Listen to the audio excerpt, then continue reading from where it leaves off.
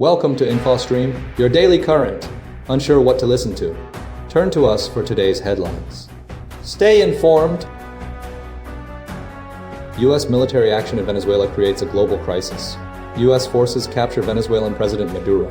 Plans for oil infrastructure revamp emerge following the capture. Little Venezuela celebrates Maduro's arrest. International concern grows over the U.S. action. Sir Keir Starmer adjusts Brexit strategy toward EU alignment. Starmer aims for a national interest-driven policy. He intends to remain Prime Minister by 2027. Global markets experience a significant surge in 2025. China undertakes a crackdown on cross-border crime in Myanmar. Iran protests escalate with increasing casualties. UK and France destroy an IS arms bunker near Palmyra. North Korea conducts a missile test amidst diplomatic efforts. Bangladesh withdraws from the T20 World Cup due to political tensions. Greece airspace failure causes widespread travel disruptions. Severe weather disrupts travel across the UK. Venezuela seized by U.S. forces. A global crisis unfolds. A dramatic escalation of international tensions occurred as U.S. forces seized Venezuelan President Nicolás Maduro and his wife, Cilia Flores, initiating a controversial takeover of the South American nation. Following a rapid operation involving strikes on military installations and a significant military buildup in the Caribbean, U.S. Special Forces transported Maduro and Flores to a U.S. Navy ship before flying them to New York City. The audacious move, spearheaded by President Donald Trump, immediately triggered widespread condemnation and raised serious questions about international law and the legitimacy of foreign intervention. Trump declared the U.S. would govern Venezuela until a safe, proper, and judicious transition could be established, hinting at the potential return of U.S. oil companies to exploit Venezuela's vast reserves.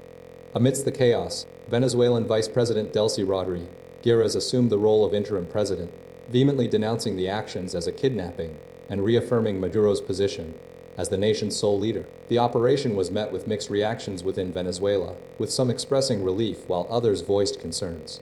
Globally, major powers reacted swiftly. China condemned the U.S. actions as a violation of Venezuela's sovereignty and a threat to regional security, while Russia also expressed strong opposition. The United Nations Security Council scheduled an emergency meeting to discuss the unfolding crisis. The seizure has reignited fears of a repeat of past U.S. interventions in Latin America, prompting criticism from legal experts and fueling political debate ahead of upcoming U.S. midterm elections, where economic concerns dominate voter sentiment.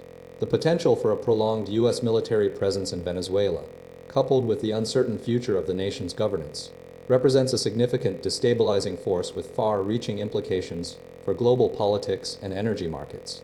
U.S. captures Venezuelan President Maduro and his wife, sparking international reaction. United States forces, utilizing the Delta Force, successfully captured Venezuelan President Nicolás Maduro and his wife, Cilia Flores, in a large-scale operation involving strikes across Venezuela.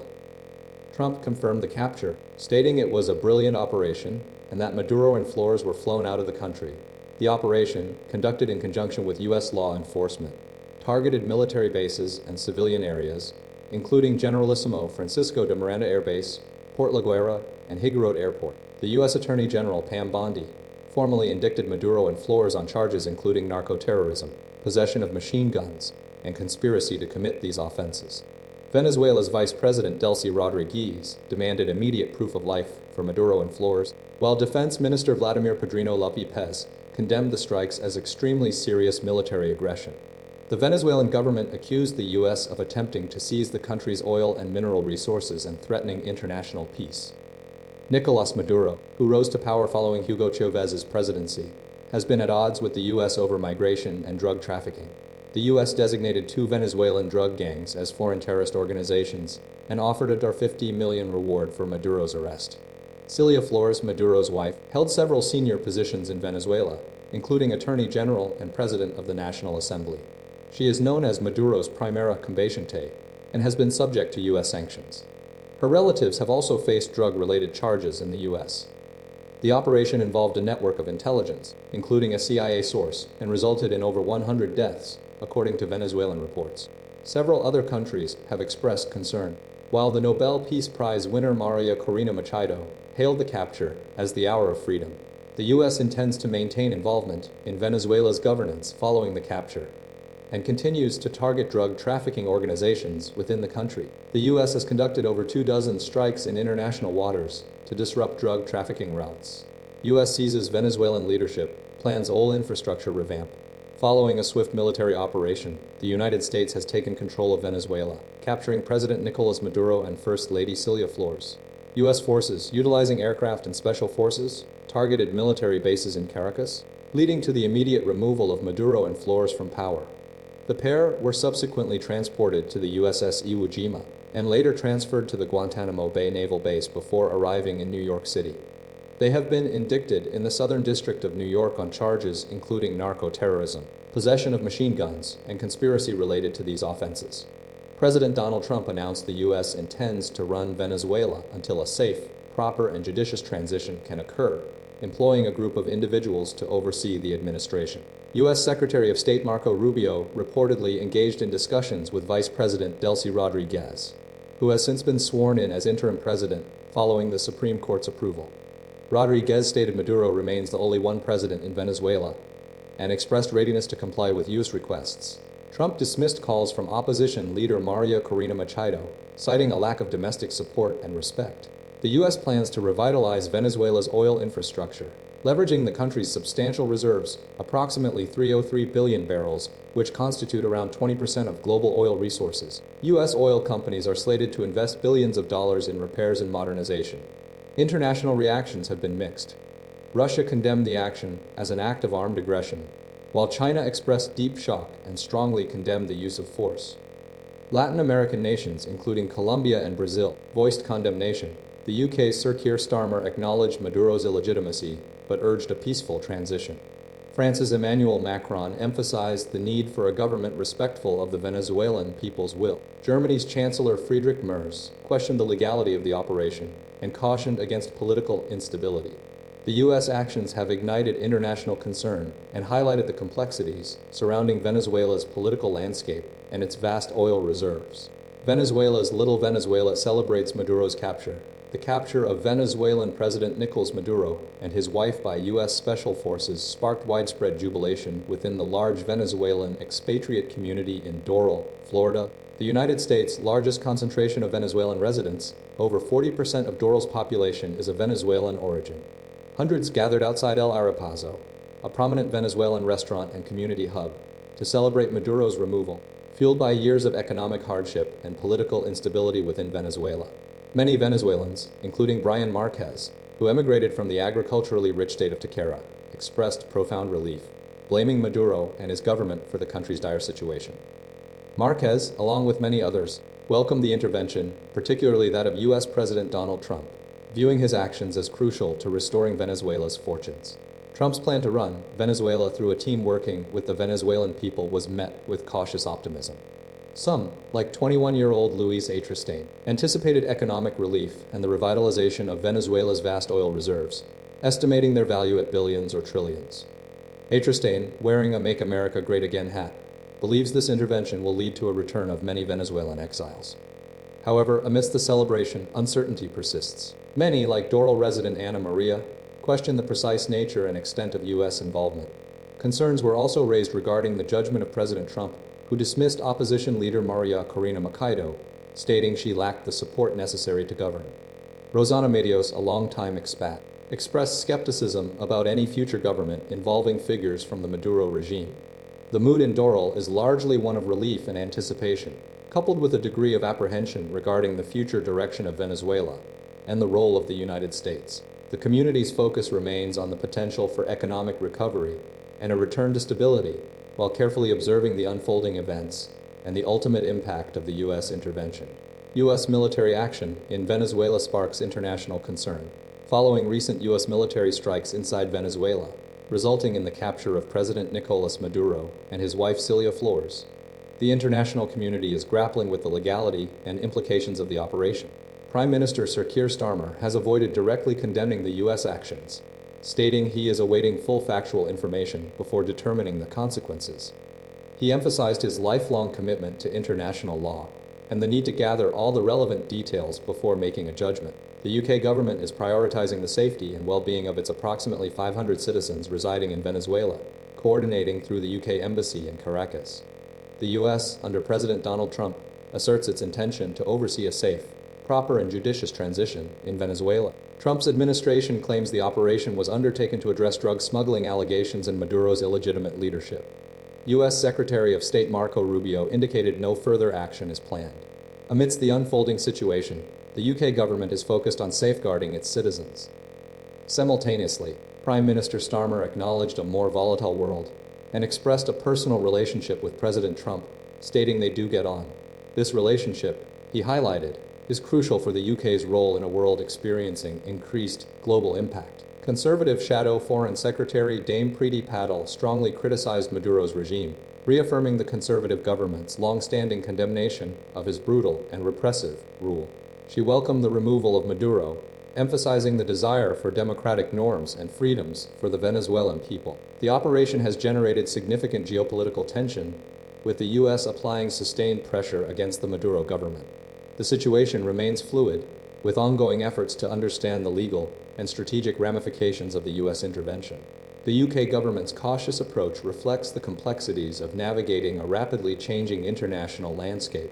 The Crans-Montana bar fire, a tragedy and ongoing investigation. The devastating New Year's Eve fire at Le Constellation Bar in Crans-Montana, Switzerland, has resulted in at least 40 confirmed deaths and 119 injuries, primarily among young people aged 14 to 24. Investigations are ongoing, focusing on the cause of the blaze, which is believed to have originated from sparklers attached to champagne bottles, potentially igniting the foam ceiling used for soundproofing. The fire occurred around 1:30 a.m. local time, a peak period for celebrations. Police have identified 24 victims, including 9 individuals under the age of 18, highlighting the disproportionate impact on younger attendees. The youngest victims were 14 and 15 years old, alongside 2 16-year-olds and 1 17-year-old. The identification process is slow due to the severity of burns sustained by many victims, with 113 individuals already identified out of the injured. A criminal investigation has been launched against the French co-owners of the bar, Jacques and Jessica Moretti, for negligent manslaughter, negligent bodily harm, and negligent arson. The Morettis maintain that all safety regulations were followed, citing 3 inspections over a decade. Swiss federal law permits the sale of beer and wine to individuals aged 16 and spirits to those 18 and over, although Valais canton has specific rules allowing access to alcohol-serving premises for those under 16, if accompanied by a legal guardian or authorized adult. The scene outside the bar is marked by a growing shrine of flowers, candles, and messages of support. A national day of mourning has been announced in Switzerland. The investigation is examining potential issues such as overcrowding, access to emergency exits, and the compliance of the foam ceiling with safety standards. The tragedy has raised serious questions about age verification and supervision measures at the bar, given the high concentration of young people. Authorities are examining whether adequate checks were in place to ensure attendees were of legal drinking age. The Swiss Confederation's president, Guy Parmelin, described the event as one of the worst tragedies experienced by the country. A church service was held to honor the victims, and a silent march was organized for mourners to pay their respects. A helpline has been established to assist families. The investigation continues, with authorities striving to determine the precise sequence of events and prevent similar incidents in the future. Sir Keir Starmer is adopting a more open approach to aligning with the European single market, signaling a shift in his Brexit strategy and aiming for a national interest-driven policy. He believes closer integration with the EU is preferable to maintaining the customs union, citing the potential for trade deals with countries like India and the US. Despite facing criticism and speculation regarding his leadership, Starmer confidently stated his intention to remain Prime Minister by 2027, dismissing calls for frequent leadership changes as detrimental to the nation. The Prime Minister acknowledged a challenging 2025, marked by economic slowdowns, unfavorable poll ratings, and internal leadership challenges. He emphasized the importance of fulfilling his 5-year mandate, focusing on key issues impacting citizens. Starmer intends to be judged on his ability to deliver tangible improvements for the country. Starmer's strategy involves a significant reassessment of the UK's relationship with the EU, prioritizing economic benefits over ideological considerations. He recognizes the need for a stable and effective government, arguing that constant leadership changes undermine national stability. The upcoming elections in May to the Welsh Parliament, the Senate, the Scottish Parliament, and local authorities in England are not viewed as a referendum on his government, but rather an assessment of his performance over the past 5 years. He intends to demonstrate his commitment to delivering positive change for the nation. Starmer's approach is characterized by a determination to maintain stability and a pragmatic focus on economic outcomes. He is prepared to defend his leadership against criticism and is confident in his ability to guide the country through challenges. The Prime Minister's comments come as Labour faces significant electoral pressures, particularly in the context of the upcoming local and regional elections. His renewed commitment to aligning with the single market is a calculated move to address economic concerns and bolster his position. The focus remains on delivering tangible improvements for citizens, and Starmer is determined to be judged on his success in achieving this goal. The upcoming elections represent a critical test of his leadership and his ability to secure a future for the UK. Global markets surge in 2025, outperforming US stocks. In 2025, international stock markets experienced a remarkable surge, significantly outperforming US stocks. The MSCI All-Country World ex-USA Index climbed by 29.2%, while the S&P 500 gained 16.39%. This outperformance was driven by several key factors, including a global artificial intelligence boom, government spending initiatives, and a weakening US dollar. The AI trend fueled substantial growth in Asian markets. South Korea's Kospi Index soared almost 76% due to investor interest in tech and chip makers. Japan's Nikkei 225 gained 26%, boosted by similar gains in technology and semiconductor companies. Taiwan's semiconductor manufacturing company TSM shares rose 46.34%, hitting record highs. China's Alibaba CBA also saw a significant increase of 75.81%. European markets benefited from government reforms, particularly in Germany, which increased defense spending, leading to a rally in German defense stocks like Rheinmetall. Improving economic conditions in Greece, Spain, and Poland contributed to strong market performance, with Spain's IBEX 35 gaining 49% and Italy's FTSE rising almost 32%. Poland's WIG index rose 47%, marking its best year since 2019. The UK's FTSE 100 index also experienced a strong year, gaining 21.31% and briefly exceeding 10,000 points. A weaker US dollar played a crucial role, making investments in currencies other than the dollar more attractive. Investors sought diversification opportunities, particularly in emerging markets, with some analysts noting an underappreciated surge in emerging market equities. Despite continued optimism regarding US corporate profits and AI-driven earnings growth, many investors shifted their focus to international markets. Experts highlighted the importance of the dollar's future direction for gauging the performance of international stocks. While the US market remains a strong performer, the shift in investment strategies in 2025 demonstrated a broader global trend towards diversification, driven by economic reforms, technological advancements, and geopolitical factors. The FTSE 100's impressive performance at the start of 2026 further underscored this trend. China's crackdown on cross-border crime in Myanmar. China's intensified efforts to dismantle cross-border criminal networks operating primarily in Myanmar, particularly those involved in telecoms fraud and scam operations, have been a significant focus in recent years. The operations, largely centered around the border regions with Thailand and China, have seen a coordinated crackdown involving Chinese law enforcement and, increasingly, international cooperation. The core of the issue revolves around organized crime syndicates, many of which are linked to powerful figures within Myanmar's military junta. These groups have established sprawling scam centers, often employing thousands of Chinese nationals, to facilitate illicit financial activities. The operations have resulted in the arrest of numerous individuals, including key leaders of the four families of the Bays Lias, Weiss, and Mings, alongside thousands of victims trapped in these centers. In 2023, China initiated a series of operations, culminating in the repatriation of over 57,000 Chinese nationals suspected of involvement in these scams. Simultaneously, the Myanmar junta has faced pressure to address the issue, leading to raids and the destruction of several scam centers. Recent events have seen a shift in focus, with operations expanding beyond Myanmar's borders, targeting criminal networks operating in Thailand and even internationally, such as the case of Xi Zhejiang. The ongoing civil war in Myanmar has further complicated matters, with China concerned about the stability of its strategic assets, including the China-Myanmar pipeline. The crackdown has involved significant international cooperation, with authorities extraditing suspects and seizing assets. While substantial progress has been made, experts caution that the criminal networks remain active and adaptable, posing an ongoing challenge. The Chinese government continues to prioritize bringing criminals to justice, emphasizing that no one can escape accountability. Iran protests intensify amidst rising casualties and international concern, but widespread protests continue to engulf Iran, escalating in violence and drawing international condemnation. Triggered by economic hardship, particularly the plummeting value of the Iranian rial, the unrest has spread to at least 30 cities across the country, including major economic centers like the Tehran Bazaar. At least 12 individuals, including security forces personnel, have been confirmed dead since the protests began last week. Rights groups, such as Hengao based in Norway, accuse Revolutionary Guards of using live ammunition against demonstrators, particularly members of Iran's Kurdish minority in the Elam province. These groups report numerous injuries alongside the fatalities, with estimates varying across different sources. The protests' intensity has prompted a forceful response from Iranian security forces, leading to confrontations in cities like Lordigan, Aznakudasht, Fulashar, and Marvdasht. Reports indicate casualties in these regions, although independent verification remains challenging. The unrest has evolved beyond initial economic grievances, now encompassing broader criticism of the country's clerical rulers.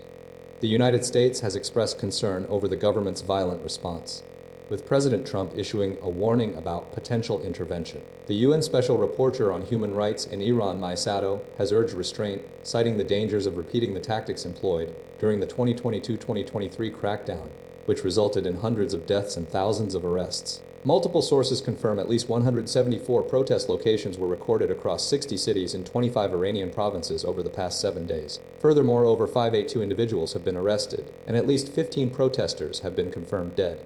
The situation remains highly volatile, with ongoing clashes between security forces and demonstrators, and a growing number of casualties. The protests represent the most significant challenge to the Iranian government in recent years, fueled by economic discontent and broader political dissatisfaction. UK and France strike IS arms bunker near Palmyra.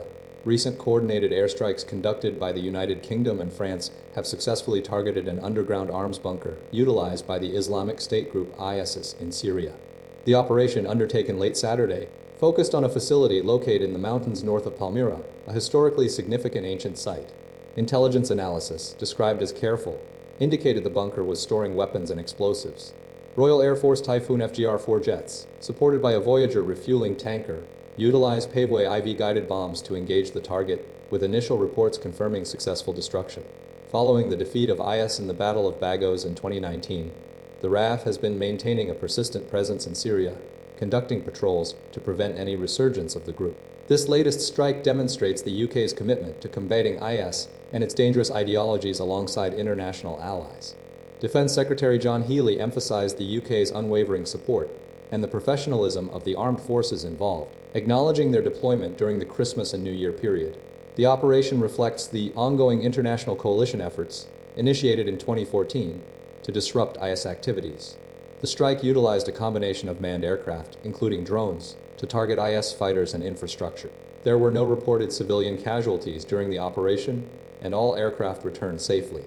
A detailed assessment of the strikes is currently underway, with officials expressing confidence in the successful engagement of the primary target. This action underscores the UK's dedication to safeguarding global security and protecting its way of life from terrorist threats.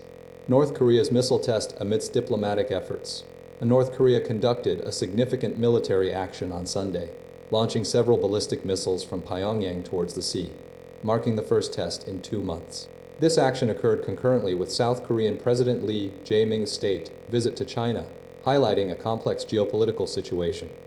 The South Korean military responded by intensifying surveillance and vigilance, closely coordinating information sharing with the United States and Japan regarding the missile trajectory and potential impact. Japanese officials confirmed that the missiles had already impacted the sea. The missile test coincides with President Kim Jong-un's recent directives for a substantial increase in tactical guided weapons production, revealed through state media reports following his visit to a munitions factory. This strategic move underscores North Korea's continued investment in its military capabilities. Kim Jong-un's series of factory visits, including those to weapon production facilities and a nuclear-powered submarine, suggest a deliberate strategy to establish policy goals ahead of the Ninth Party Congress. During President Lee Jae-myung's visit to China, a key objective is to leverage Beijing's influence to foster dialogue with North Korea, despite North Korea's previous dismissal of South Korean outreach efforts.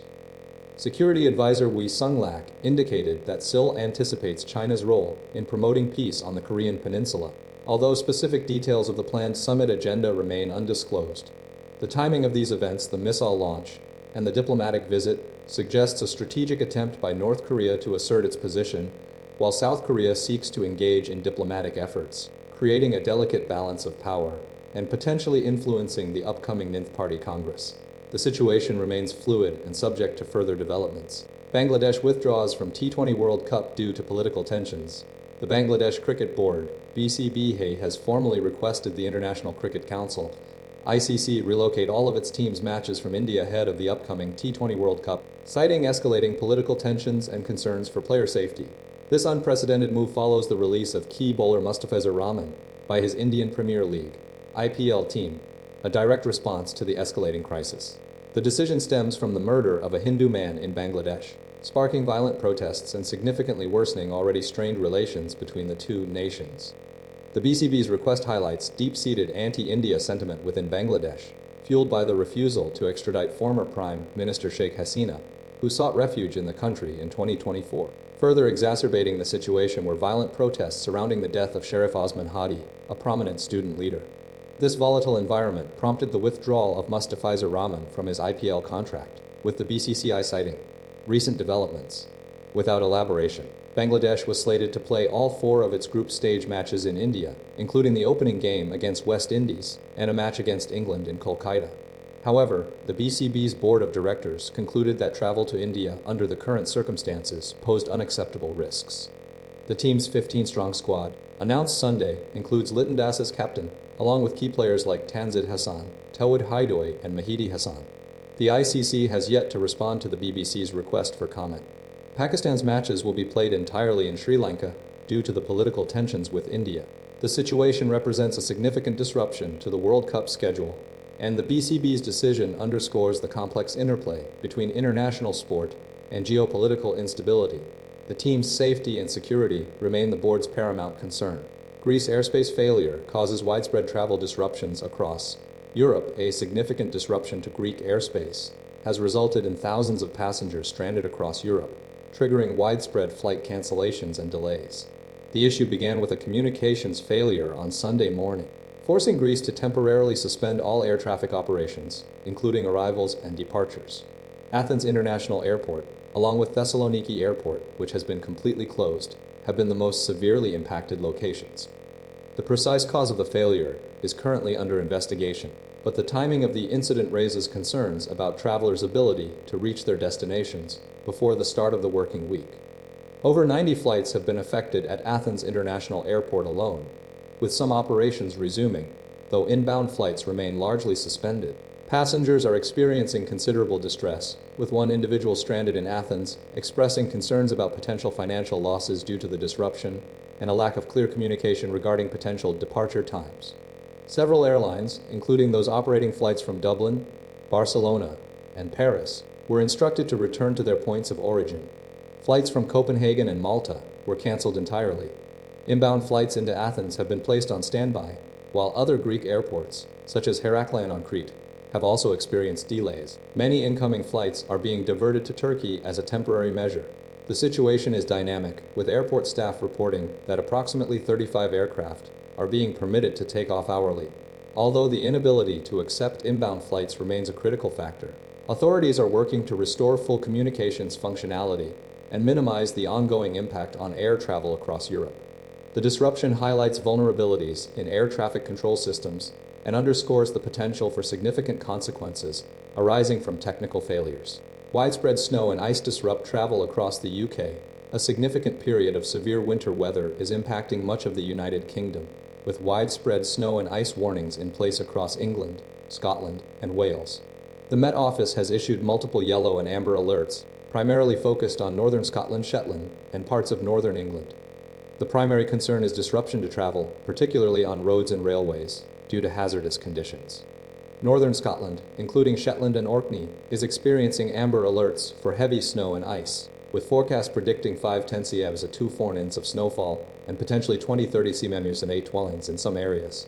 Numerous schools in Aberdeenshire, Shetland, and Orkney are closed until Monday, with reopening delays anticipated. Over 100 contractor and farmer plows are being deployed in Highland and Aberdeenshire, but significant road closures remain. CODAG, a 404 response team, has been overwhelmed, assisting the NHS with over 200 missions, including transporting patients and staff. Bitterly cold temperatures, dropping to minus double figures overnight, are exacerbating the situation. Across northern England, including Newcastle, Sunderland, and the North York Moors, yellow alerts are in place due to snow and icy conditions. Travel disruption is likely, with vehicles becoming stuck. The Met Office warns of potential disruption to travel on Monday morning as people return to work and school. England is also experiencing yellow alerts for snow and ice, with heavy snow and icy patches expected. The UK Health Security Agency has issued warnings across England, anticipating a severe impact on health and social care services. The Met Office Chief Meteorologist Rebecca Hicks stated that Arctic air and brisk northerly winds are gripping the UK, with potential for further snowfall and strong winds later in the week. All Sunday flights in and out of Sundberg Airport in Shetland were cancelled. The situation is expected to persist throughout the weekend and into the following week, demanding continued vigilance and careful travel planning.